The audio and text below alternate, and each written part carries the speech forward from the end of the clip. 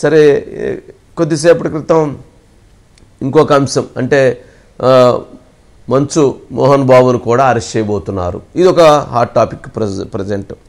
మోహన్ బాబును అరెస్ట్ చేస్తారా? మోహన్ బాబును అరెస్ట్ చేయబోతున్నారా? మోహన్ బాబు మీద జర్నలిస్ట్ మీద దాడి చేసినటువంటి విషయంలో ఆయన మీద కేసు నమోదు చేశారు. ఆయన అరెస్ట్కి సంబంధించినటువంటి ప్రక్రియ నడుస్తుందంటున్నారు. మరి ఆ కేసు విషయంలో ఎవరైతే ఇప్పటికే ఆయన హైకోర్టును ఆశ్రయించారు, ఆయనకి యాంటిసిపేటరీ బెయిల్ ఇవ్వడానికి కోర్టు అనుమతి నిరాకరించింది. ఆయనకు ముందస్తు బెయిల్ అనుమతి లభించలేదు. మరి ఇప్పుడు మంచు మోహన్ బాబును అరెస్ట్ చేస్తారా? మంచు మోహన్ బాబును అరెస్టు ప్రక్రియ జరగబోతుందా? ఏం జరుగుతుంది? మరి ఈ అంశం విషయంలో ఆయనకి 74 సంవత్సరాల వయసు. మరి ఇప్పటికే ఆయన దాని మీద కొంత క్లారిటీ ఇచ్చాడు. కానీ జర్నలిస్ట్ని మీద దాడి చేయటం అనేటువంటిది నిజంగా అత్యంత దుర్మార్గమైనటువంటి అంశం. ఆ విషయంలో కూడా వారు ఇచ్చినటువంటి ఖండనలో పూర్తి స్థాయి స్పష్టత లేదు. సరే, ఆయన చింతిస్తున్నా అన్నారు, బాధపడుతున్నా అన్నారు, కానీ ఇంట్లోకి వస్తే ఊరుకుంటా అన్నారు. ఇంట్లో ఒక గొడవ జరిగి, ఘర్షణ జరిగి, పోలీసులు వచ్చి, ఎవరైతే రౌడీలు వచ్చి, అట్లాగే వాళ్ళకి సంబంధించినటువంటి బౌన్సర్స్ వచ్చి అక్కడ ఒక యుద్ధ వాతావరణం నడుస్తూ ఉంటే అక్కడికి మీడియాకి పర్మిషన్ అవసరం లేదు. ఆ ఇంట్లో జరుగుతున్నటువంటి గొడవని చిత్రీకరించాల్సినటువంటి బాధ్యత, ప్రజలకు తెలియజేయాల్సినటువంటి బాధ్యత మీడియాకు ఉంటుంది మోహన్ బాబు గారు. కానీ మీరు మా ఇంట్లోకి వచ్చారు, మా మీద ఇచ్చేయబోయారు అనేది చెప్తున్నారు. కానీ అది సరైనటువంటి అంశం కాదు. మీ ఇంట్లోకి రమ్మని ఆహ్వానించింది మీ కుమారుడు మంచు మనోజే.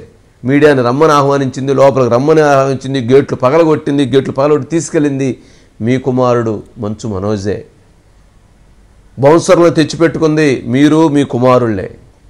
ఇంట్లో గొడవ పడింది మీరు కుమారుళ్లే. పోలీస్ స్టేషన్లో ఫోన్ చేసింది మీరు, మీ కుమారుళ్లే.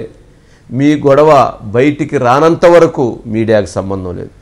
మీ గొడవ ఎప్పుడైతే బయటకు వస్తుందో, పోలీస్ స్టేషన్కి వస్తుందో, కోర్టుకు వస్తుందో, హాస్పిటల్కి వస్తుందో, ఎక్కడైతే బయట సమాజానికి వస్తుందో అప్పుడు మీడియాకి అక్కడ బాధ్యత ఉంటుంది. ఏమో లోపలికి వెళితే మంచు మనోజ్ని ఏమైనా చేసేవాళ్ళేమో మీడియా లేకపోతే, లేకపోతే అక్కడ మంచు మనోజ్ మిమ్మల్ని ఏమైనా చేసాడేమో, లేకపోతే ఇంకెవరినైనా ఏమైనా చేసేవాళ్ళేమో. మరి అటువంటి పరిస్థితి అక్కడ ఉన్నప్పుడు మీడియా చూపించాల్సిన బాధ్యత ఉంటుంది. మీరు మీడియా లోపలికి ఎలా వస్తుంది అని మీరు ప్రశ్నిస్తున్నారు. అది ఆశ్చర్యకరమైనటువంటి అంశం. సరే, అది పక్కన పెడదాం. సరే, ఏదైనా కానీ ఇప్పుడు మంచు మనోజ్ విషయంలో మంచు మోహన్ బాబు అరెస్ట్ కాబోతున్నాడా? మనోజ్ విషయంలో అరెస్ట్ కాడు, జర్నలిస్టు మీద దాడి చేసిన విషయంలో అరెస్ట్ అయ్యే పరిస్థితి ఉంటుందా? అలా గనక జరిగితే భవిష్యత్తులో ఎవరైతే మీడియా మీద దాడులకు ఎవరైతే చర్యలు చేపడుతున్నారో, మీడియా మీద ఎవరైతే దాడులు చేస్తున్నారో వాళ్ళందరికీ కూడా ఒక గుణపాఠం అవుతుందనేటువంటి అంశాన్ని కూడా గమనించాలి. సరే, ఇది మంచు మనోజ్కు సంబంధించి, మోహన్ బాబుకు సంబంధించి విష్ణు జరుగుతున్నటువంటి గొడవే కావచ్చు.